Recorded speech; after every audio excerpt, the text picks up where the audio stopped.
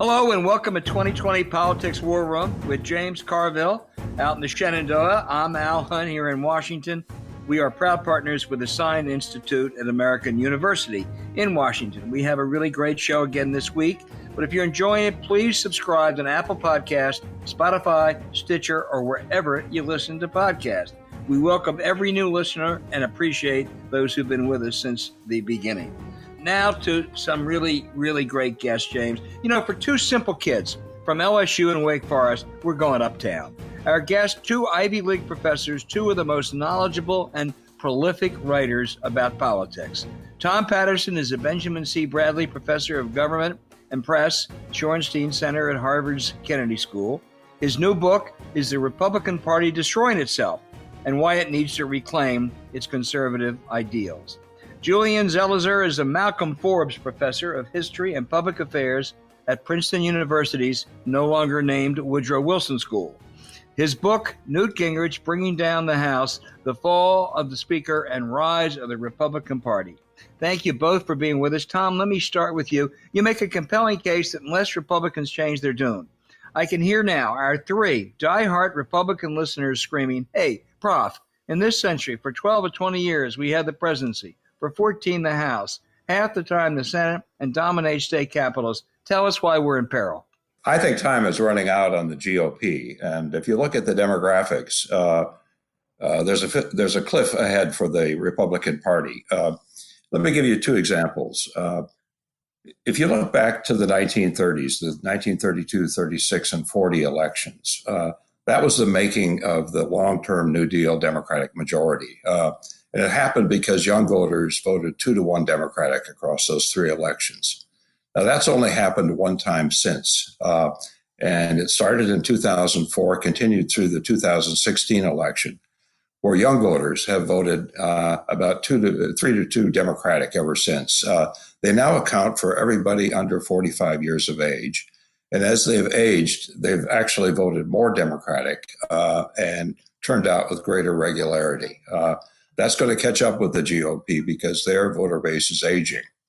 The second example is the Asian Americans. If you look at Asian Americans and think about Asian Americans, they ought to be Republicans. And they once were. They have the highest average annual family income in America. They're twice as likely as other Americans to own a small business. And in 1992, they voted 2-1 Republican.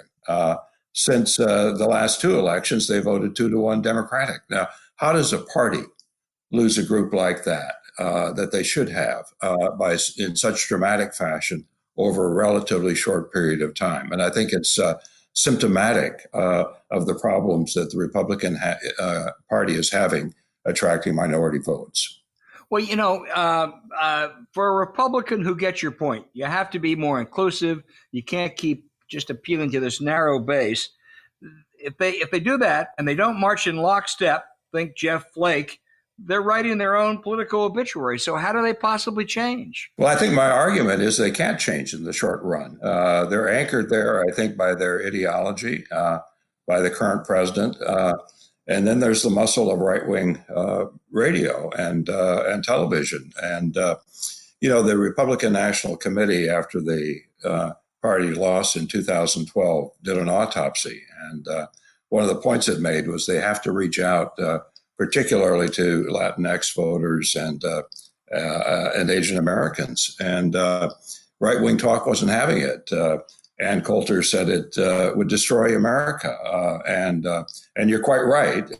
When someone tries to reach out, as Eric Cantor did, and he was next in line to become speaker, he says, maybe we ought to do something about this immigration issue. Maybe we ought to have comprehensive immigration reform. Right-wing media went right after him. And of course, he lost his primary in 2014. And that was pretty much, I think, a signal to other Republicans, you better lay low on this issue. And unless they can address it and address it in a really convincing fashion, they're going to continue to have problems with newer immigrant groups. And it's just gotten worse under Trump. Julian, a very important element of this Trump Republican Party is to take no prisoners, smear your opponents as enemies which your book chronicles really well, that it all began with Newt Gingrich and his takedown of House Speaker Jim Wright in 1989. That's right. I look at Gingrich and the way he reshaped the strategy of the Republican Party in the 1980s, a kind of partisanship that was willing to destroy institutions, destroy really the ability to govern as a path to partisan power. And part of the point of the book is the story of how it happened, but it's also this is what the party is about.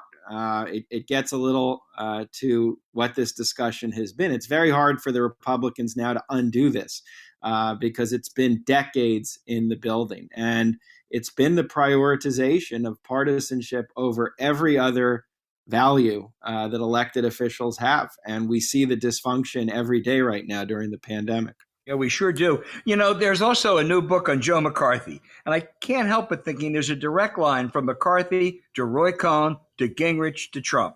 Attack. Contrition, as an indicted congressman once said, is bullshit. And the big lie, repeated and repeated, takes hold. And that's what they've done. And to some sad extent, it's worked for them. It's absolutely right. And the Gingrich transition is important because Joe McCarthy didn't become the Senate minority leader or the Senate majority leader. Gingrich did become the House minority whip and then the Speaker of the House. So the change that you see in the 80s, and we see this with President Trump, is that element of the party moves into the leadership. And once it's there, it's not contained. James, take over, and then we're going to also have a good Princeton-Harvard dialogue between two of the best. Right. I want to go to Professor Patterson for a second. So what you said about Asians, I assumed that the Asians were, heavily populated, which they are, in California, Washington State. Do you know that Texas is going to vote almost 5% share Asian? Could be 3 in Georgia, 2.5 in North Carolina. I mean, this is an important demographic that you point out, and it in close elections, it's going to matter, them losing the Asians. Oh, absolutely. This actually is the fastest growing ethnic group in the United States. They're now about 6% of the total population. And in states like Texas, they increasingly have voting muscle.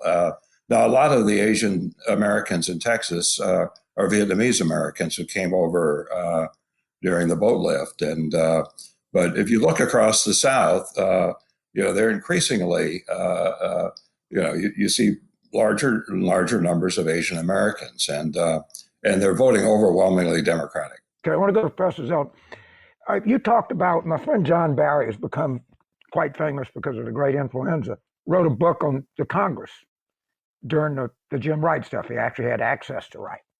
And John thinks that the Wright stuff was overblown, not just by Gingrich, but by the press. And I think the same thing happened in the email, this quote, email scandal, unquote. How much of their ability to succeed rests on their ability to be able to move the press to cover stories which in a more blown up fashion than they actually are? Oh, it was essential. And I'd say John was incredibly helpful as I wrote this book. He's a friend, and he gave me access to a lot of the papers he had. But Gingrich capitalized on the press in the 1980s. He used channels like C-SPAN as a way to just send out his smear directly to viewers. And then he used the work of investigative journalists who were really just doing bits and pieces of stories about Wright and then weaving together uncooked parts of his record into this grand narrative. He called Speaker Wright the most corrupt speaker in American history. And the journalists who weren't writing this for Gingrich ended up playing directly into his hands. And I think this is something the right has done repeatedly. And it's true that you saw this with the emails during 2016. And I suspect you're going to see more of it in 2020. The media is a base for the modern Republican Party as much as any other outlet. So this question addressed to both of you. I'm 75. I started LSU in 1962. I think I know the reason that the Republican Party rose in the South. I really do. And I think every Southern white liberal my age knows.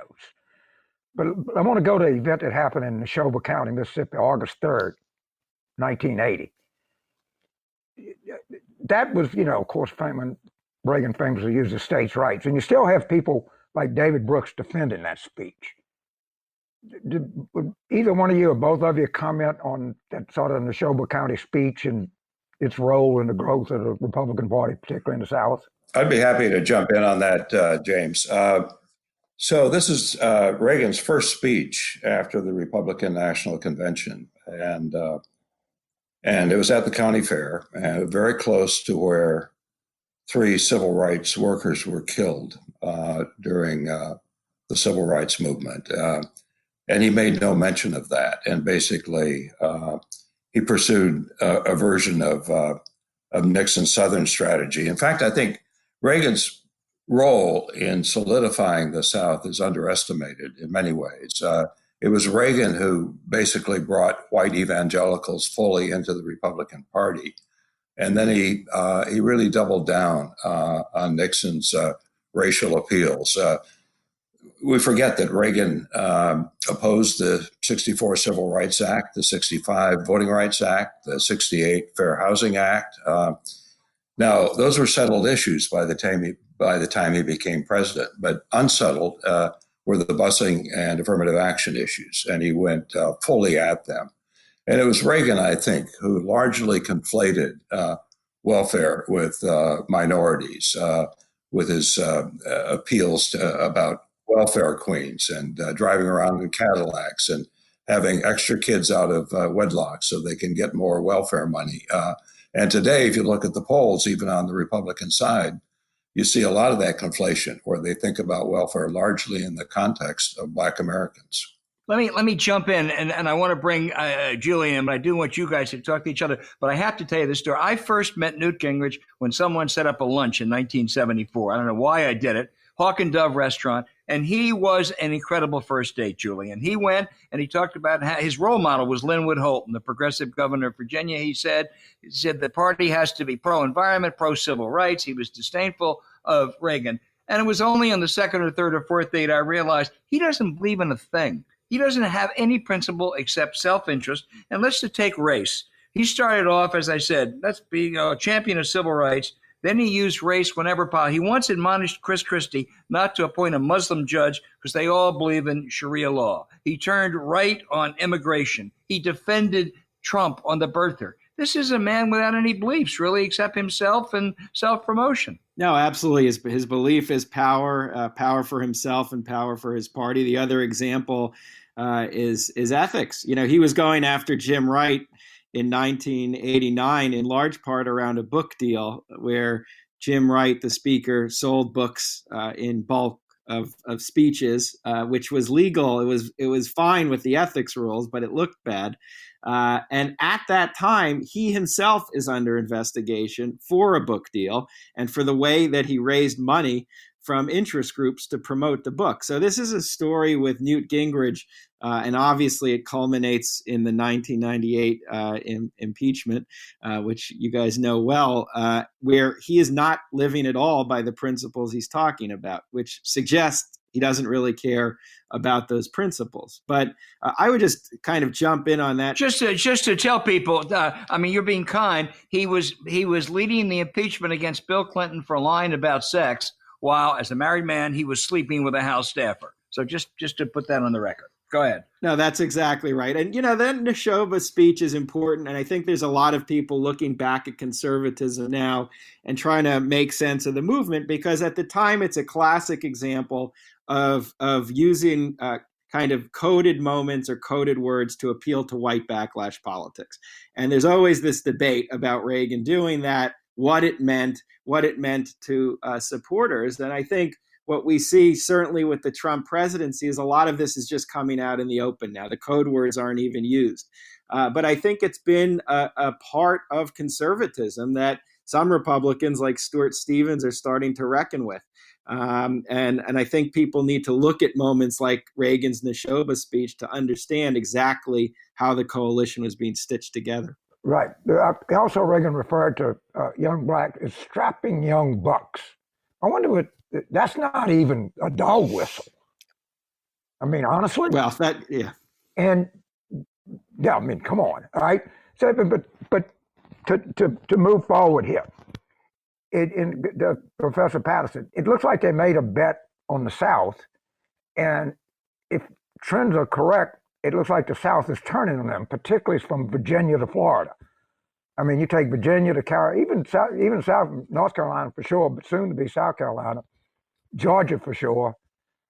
They've all kind of, the demographic composition of these states are changing, where that kind of message is becoming less and less attractive. Texas is another example, right? There's some chance the biggest, most popular state Trump carries is Tennessee. But maybe both of you could weigh in on how the South has kind of turned on the Republican Party as we know it today. But I think it was born in Neshoba County, Mississippi on August 3rd, 1980. But at any rate, I'd like to get your reaction to that. Well, I think the Republican Party is stuck with the South that it started with. In many ways, the South redefined the Republican Party. If you look at the Republican Party in the 50s, early 60s, and then compare it to what it was under Reagan, it had completely reinvented itself. It flipped on the race issue. It had become very conservative on social, cultural issues like abortion. And it had become the party of small government. And that was not its legacy. And it had started out as a federal party. And by the 1980s, it was a states' rights party, very much rooted in Southern values. And I think that's where it's stuck. And the South is changing, as you suggest. But the Republican Party has difficulty, I think, accommodating that change for reasons we've talked about. And as the South changes, more and more of these places are coming into play. So obviously, North Carolina is already in play, Georgia increasingly so, Florida is clearly in play. And I think within 2 or 3 elections, Texas is going to be a toss-up. So, demographic change nationally is not only catching up with the GOP, but in the South particularly. If I could jump in, there's another change that happens, I think, in that period, and it's the Republicans kind of losing as much interest. This gets back to Gingrich in governance, that it becomes almost an anti-governance party, that it embraces this form of destructive partisanship where the mechanisms of legislating, of negotiating, of making decisions, not only bipartisanship, but even within the party, start to fall apart. It's a party trafficking in disinformation. It's willing to take processes like the budget and use them in partisan battle. And I think, this has been a long time coming. I do think that shift starts in the 80s. I think a lot of younger Republicans are comfortable with this because a dysfunctional government fits what they're trying to argue philosophically. And what people are seeing now, including in these southern areas, is what this means when we are faced with a genuine, horrendous national crisis like a pandemic. It renders the leadership of the party simply unable to deal with the policies needed. And so I think that's another shift that is also playing out right now, which might hurt the party's standing in places like Florida that are struggling right now as the virus surges. Julian and Tom, we've mentioned several touchstones, all of which I think are terribly relevant. The Gingrich Speaker Ripe and the Neshoba County Fair. Lyndon Johnson in 1965 said when he signed the Voting Rights Act, we have now seeded the South for a generation. It's actually been 2 generations. But I think another one was George H.W. Bush, I think really did believe in governance. I didn't agree with a lot of his policies, but whether it was the budget deal, whether the American for Disabilities Act, and he went, and the message the Republicans sent to him was, in 1992, you're gone.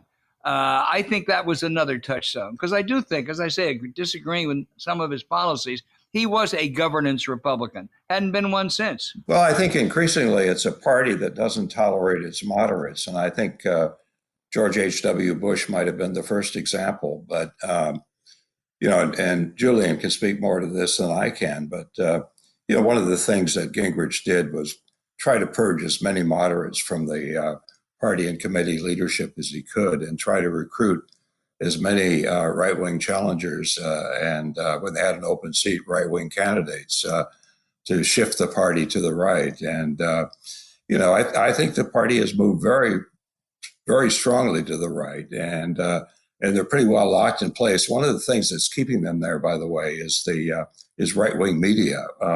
If you're a moderate within the Republican Party in the leadership elected position, you got to keep your head down when it comes to the right-wing media. Eric Cantor is an example. Jeb Bush's candidacy, I think, for the presidency in 2016 is another example.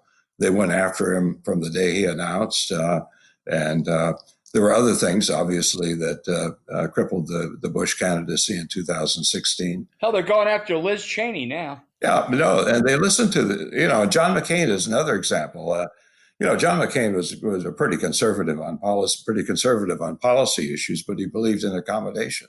He believed in governing, and at the time of his death, he was twice as popular among Democrats as he was among Republicans. And you look at the reason for that. Well, look to right-wing talk radio and how they worked McCain over week after week. So, Julian, I have a observation that if things go the way that I think they're going to go, we're going to end up with a massive Democratic victory in November, and the Republican Party is going to have to figure out what to do. Where do you think, and by the way, if you look at the 2022 Senate map, it is awful for Republicans, just awful. So if I'm correct, and let's just assume for the moment that I am, which is, I agree, is always a dangerous assumption, but if I'm correct, and they suffer a big wipeout, and I'd like to get you, Julian, you, Tom, and then you, Al, how do you think a new Republican Party is going to emerge from this defeat? Well, I mean, as the historian, I see things both ways all the time. And I think there's two paths. One, if you're right, and I guess I'm still more on the fence if this happens, especially with the questions of voter turnout and how the pandemic affects that. If the defeat is another 1984, I do believe, or another 1964, I do believe that's the kind of massive impact the party needs to shake some room for younger leaders to start to say this is not a path for the next decade or so, that we're killing our entire party. We're killing our coalition. This isn't going to work anymore. We're rendering ourselves powerless rather than keeping ourselves in power. So if your prognostication was right, I could clearly see the only path that makes sense right now for the party to change. That said, it could be in a moment like 2009 where the Democratic victories were not as grand as they might be this time. It was still a narrower situation in Congress, but the party doubled down on what it was doing. And, it might go the Tucker Carlson path rather than the path of trying to reform and fix what's gone wrong after these decades. So, I see that first path possible if the victory outcomes are what you say. So, let's assume that you're right, James, and let's also assume that the Democrats don't kind of mess it up if they come into power in 2021. I think the Republican Party is going to have a lot of difficulty reinventing itself for a couple of reasons. One, and again, referring to the autopsy that the RNC did after the 2012 election, I don't think right-wing talk is going to hear it. That's not their image of the party, and they're going to fight against any kind of change of that kind. In fact, after the 2018 midterm debacle for the Republican Party, Limbaugh and others argued that the party's mistake in 2018 was that it ran too moderate an effort. And then you look at the base. This base is with Trump. This base is a populist base. I think they believe in where the Republican Party stands right now. And again, you look at the 2016 presidential primaries on the Republican side and how difficult it is for a moderate to do well there. So, and there isn't much moderate leadership left in the party. So where's that leadership going to come from? So I think it's going to take a series of election defeats, increasingly devastating to the party, before it's going to look carefully at itself and reinvent itself. Albert, what do you think? No, I agree. I think Trump leaves in next January, but Trumpism doesn't. And I think there's going to be a lot of finger pointing retribution. The people who they'll call it a fake election. They'll say that they're people who deserted him. I think it's going to be a bloodbath far worse than 1965. And whatever you thought of him, Nixon was one of the few people who could have kind of bridged that divide back in 1967, 68. I doubt there's a Republican out there could do that. And I think Tom and Julian are dead on right. It's going to take a series of devastating defeats. Well, I'll just make one observation. When I came with political awareness, the most famous Republican was Dwight Eisenhower. Today it's Tucker Carlson. That'll give you some idea of where this party is going. Well, that might be news to Donald Trump, James, but right. Well, I'm just kidding. Yeah, I know what you meant. So, what's going to happen? I think if the election is as successful as I am, the Democratic Party, the press is fixated on the left wing of the Democratic Party and the liberal wing or whatever. I think the Congressional Party is going to be more moderate than anybody anticipates, because look what senators are going to be coming to town. I mean, Cal Cunningham and Steve Bullock and John Hickenlooper and Mark Kelly, Al Gross, maybe MJ Hager. I mean, what we're going to be sending. Sarah Gideon. Yeah, Sarah Gideon. I mean, not to slight anybody at all here. Maybe Amy McGrath or maybe Jamie Harrison. But what's coming to town is not going to be a bunch of people from the Bronx or Queens or Central Boston. The party is going to end up, I think, in some ways more, I don't say use the word moderate, but less leftist than people are going to think. They're going to get a reaction on that. Well, that's not unlike 2018. I mean, the midterms created that tension or exacerbated the tension. The Democrats are always more divided than the GOP these days, with, the Katie Hunters, the AOCs. Pelosi's been balancing all of this.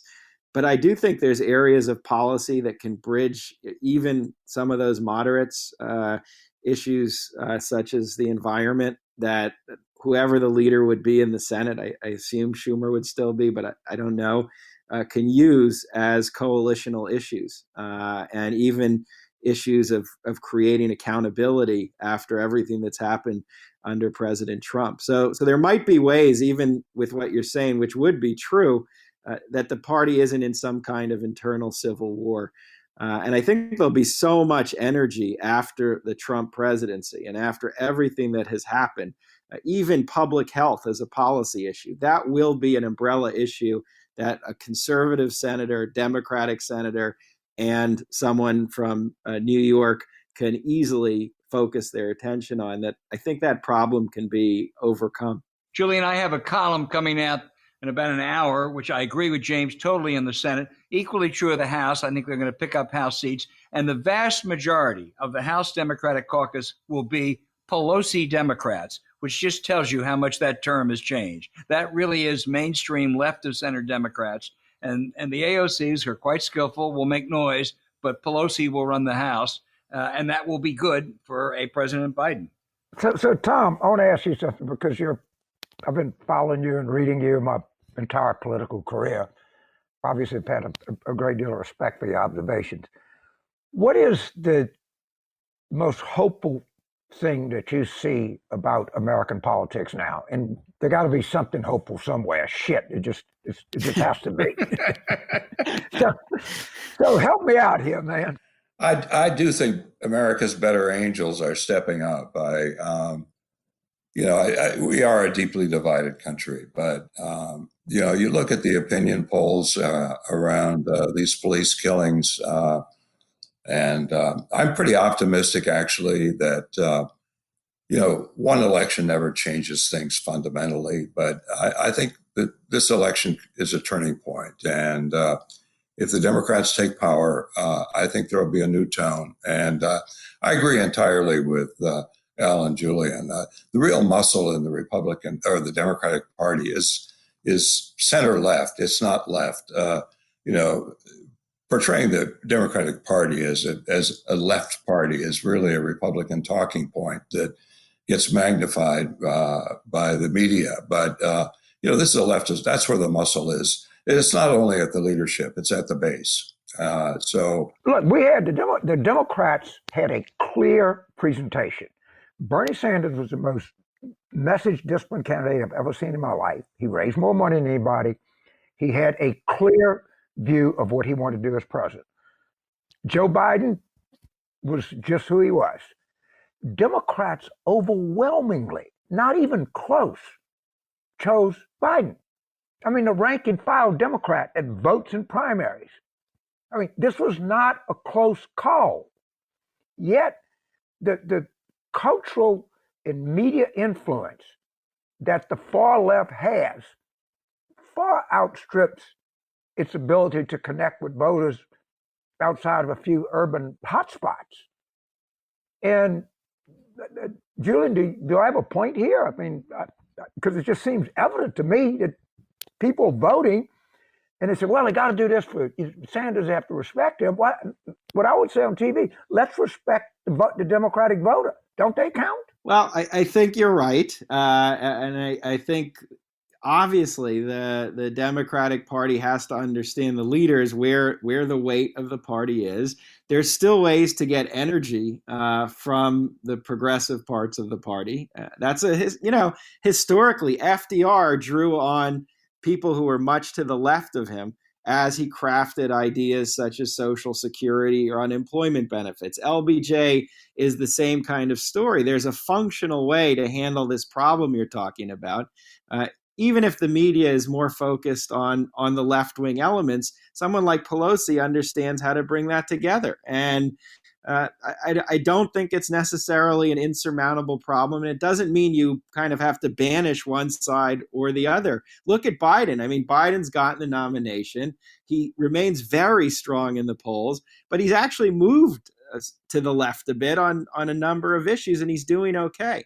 So I think coalitional is the way to go for this party that's broadening. It's a good problem for the party to have.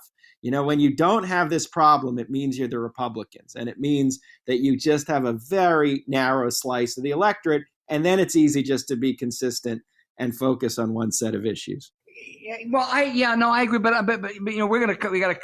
we got several more minutes. But Julian, let me say one thing. I take a backseat to no one in my disdain for Newt Gingrich, just because of what I think is a total lack of character. One thing that's amazing, though, he has remained on the national scene, able to command, television presence, invited to Aspen Institute seminars for over 40 years. That's really remarkable. There's almost no politician I can think of other than Edward Kennedy who remained on the national, other than the president, or an Edward Kennedy who has remained on the national scene that long. How does he do it? Well, it's the same skills he used to rise in the beginning. I mean, he really understands very well how the media works. I think Twitter's a natural platform for him because he's always understood how you can give controversy and controversial statements and garner attention.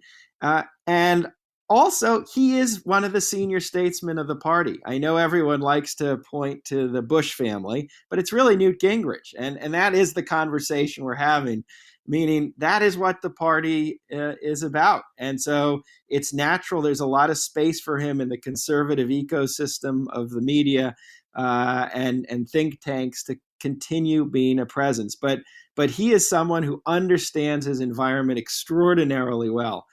He has from the beginning of his career, and he does right through the Mount Rushmore speech the other day when he was one of the first to give positive commentary, or after the Chris Wallace interview.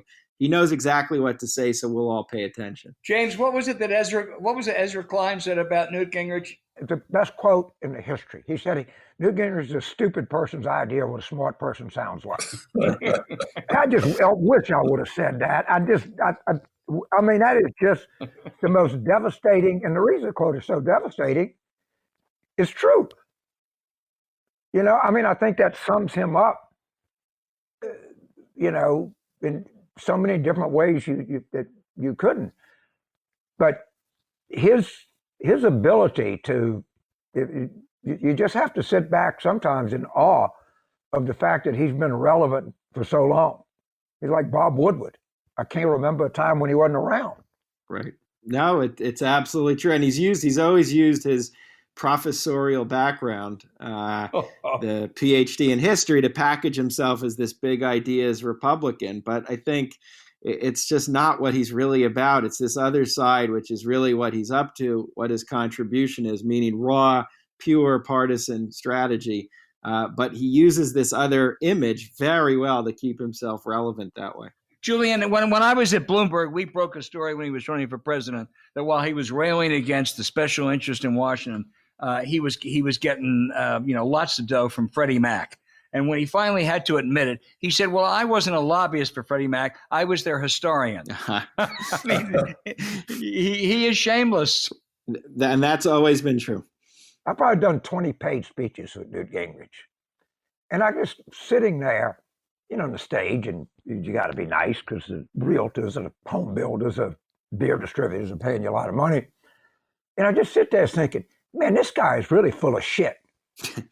But, people would clap and, nod and like he was really saying something. It was truly amazing to watch this in real time. Yeah, as I said earlier, he is a great first and second date, but man, what a lousy relationship. Tom Patterson, let me ask you this. As you look at the Republican Party, and I think your pessimism about the near term came out, is justified, are there any one or two figures you say, boy, they have the potential?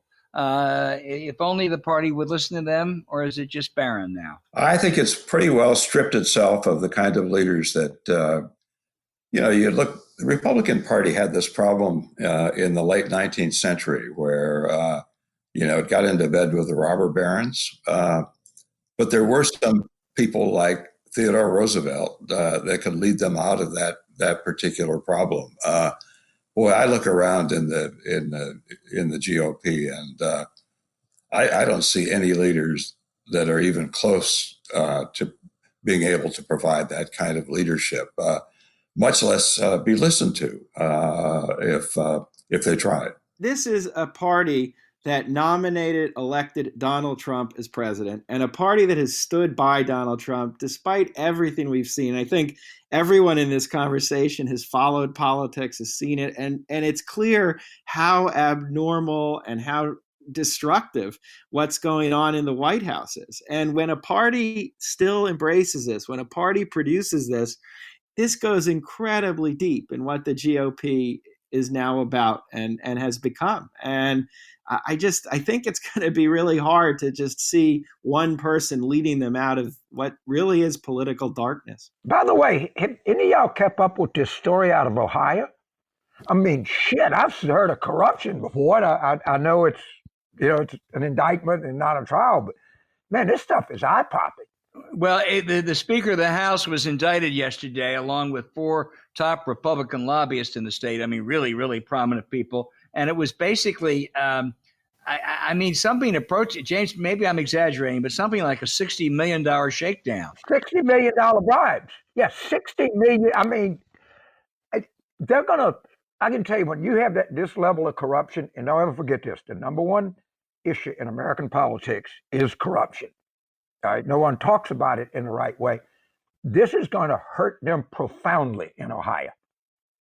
I mean, this if I assume it's a Republican U.S. attorney in Cincinnati, at least he was pointing about Republican. It is, yeah. This is just eye-popping. I mean, shit, I've heard of giving people jobs or contracts, or the architect for building or the engineering. I mean, $60 billion, and they got this energy company, nuclear plant, got $1 billion in state aid. It was a great investment for them. Yeah. Right. Well, you'd think they'd be smart enough to do official corruption and not the illegal form. But, another recent indicator of where the Republican Party is, I don't know if you followed the selection of the state party chair down in Texas, but, they picked this right-wing conspiracy theorist, veiled racist. I mean, it was unbelievable who they would choose to lead the party. That gives you a good sense of what not only the base is, but what the activist base is in a state like Texas. And certainly there are other states where, in Massachusetts, I think Republicans have held to their values, and Charlie Baker, I think, has been an excellent governor in this state, but he's one of the last few kind of progressive Republicans still standing in that party. Boy, for sure. Hey, James, you have any final word? Well, I mean, I love doing this show, and I mean, I'm so glad that we got these guests that we have today. I mean, I think it just so much expresses what our values for the show is, that we get people that know what they're talking about, have a good conversation. It goes without saying, I'd recommend both of these books to anybody that has anything more than just a marginal interest in politics. I mean, it's a real privilege to be able to interview Thomas, you and Julian. Just a big honor to have you on the show. I wish you all the best. Well, I do too, and I would just say to all listeners, Tom Patterson's Is the Republican Party Destroying Itself? And Julian Zelizer, Bringing Down the House, The Fall of Speaker and the Rise of the Republican Party. They both really, if you care about politics, are must-reads. Julian and Tom, thank you so much. And I'm glad we didn't get into any Princeton-Harvard rivalry. Thanks for having us. Oh, Alan, James, thank you so much. It's been a pleasure. And Julian, it's been nice being on with you. Yes, thank you, everyone.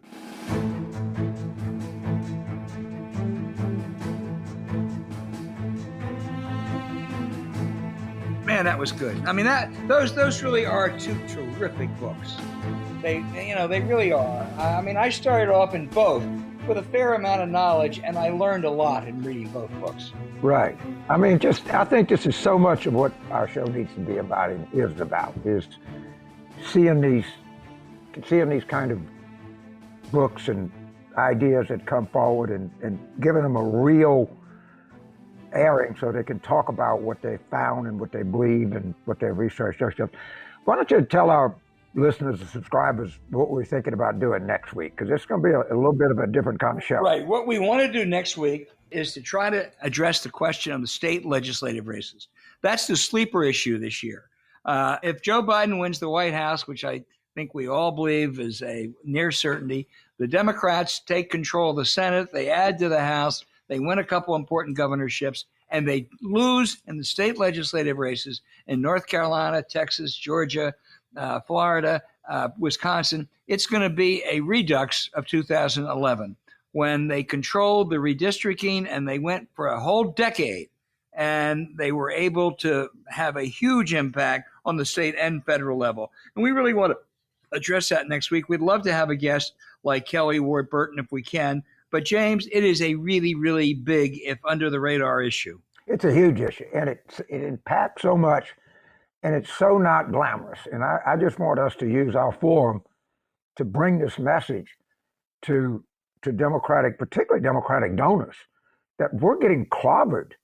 I mean, we're winning. We're great. We're raising these Senate candidates are raising $30 million, and that's wonderful. But as you know, the smaller the race, the more impact that money is going to have. If you give Biden $1,000, that's going to have much less impact than giving a state Senate candidate in Georgia $1,000. So I hope we can get Kelly. If we don't, we'll get someone else. But I think this really merits a serious conversation and a serious look at. Well, there was a book written on what the Republicans did in 2011 with the aptly titled "Rat Fucked," in which it brilliantly captured exactly the way they diabolically and legally set out to dominate the redistricting after 2010 census. And if there's a repeat of that, Democrats will pay a price for the whole decade. So I absolutely agree. James, before we go, last week we started to do the outrage of the week. You can't do it singular when it comes to Trump. We weren't going to do Trump, but two things that just struck me. The lesser one, though incredibly outrageous, is that he tried to get the Brits to move the British Open to his golf course. I mean, honest to God, this is about making money. That's what this presidency is about. That really, really, really is profoundly offensive, but worse. This guy is trying to start a race war, starting in Portland and wherever else he can go. Well, there's one outrage of all outrages, and that's this shit in Ohio. I mean, this is just, this is like, maybe it's so big the public can't get their arms around it. I doubt that. It's just stunning the amount of dollars they're talking about. Right. And apparently they have tapes, they have documents, they have anything that you can think of. And this is going to hurt them in Ohio. Yeah. I promise you. This is unbelievable. I would love to go, and let's get a adjustment of the cost, the bribery in Teapot Dome or Watergate or the worst things that Eddie Edwards did in Louisiana or James Michael Curley in Boston. And when you adjust it for Right. current dollars, it won't come anywhere near $60 million. Yeah, maybe we need to, in addition to on the state legislatures, maybe we need to find the best kind of reporter in Ohio that's covering this thing and talk about it, because I can't get my arms around it. I think that's a good idea. Yeah. Well, all right. This was a great show. Again, I thank Tom and Julian so much, and I hope you're safe out there in the Shenandoah, even if bored. All right. Well, I'm not bored when we do the show, so that's good. No, I'm not bored when we do the show. week. And don't forget tonight, Thursday night, Tony Fauci throws out the first ball. We won't be there. There we but we'll go. watch it. Go Nats. Go Nats. Thank you, James. All right, man. You bet. All right. Great show. And I want to thank all of you for listening to 2020 Politics War Room. Follow the show on Twitter at Politics War Room. Email us, politicswarroom@gmail.com. That's politicswarroom@gmail.com. Thank you for subscribing. Please rate the show with a 5-star review, we hope. We'll be back next week, and I promise it'll be equally good. Well, it'll be as good. Let's just put it that way. Take care.